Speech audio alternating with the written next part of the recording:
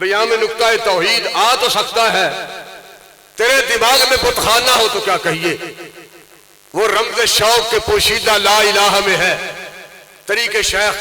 فقیہانہ ہو تو کیا کہیے، اور سرور جو حق و باطل کی کارزار میں ہے، جڑا مزہ میدان کارزار ہے نا، میدان جنگ ہے، بابر کہندے نے پیسی پڑھ تو سان جامعہ نظامیہ تسی بابر شاگرد ہو نا ڈائریکٹ انڈائریکٹ۔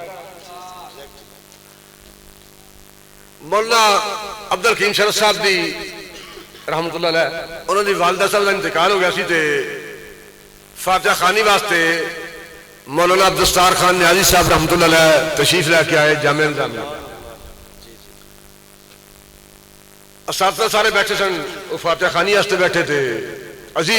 طالب علم سب پھر پیچھے ہو کے کھڑے ہونا سی، کافی دیر وہ بیٹھے ہیں، جنہوں اٹھ کے چلنے لگے نا میں کاپی پھاڑ کے اگے کی تھی آٹوگراف واسطے کچھ لکھان واسطے، کوئی جناب اتنے کوئی گل کو لکھ دیو، نصیحت کوئی پیغام، وہ آپ پر قاداور شخصیت تراوی اڈا انتہائی خوبصورت، وہ کسی نے پوچھا سی کہ یہ ترا کیسے کھڑا رہتا ہے، نیازی صاحب نے کہا یہ سینے کے زور پہ کھڑا رہتا ہے۔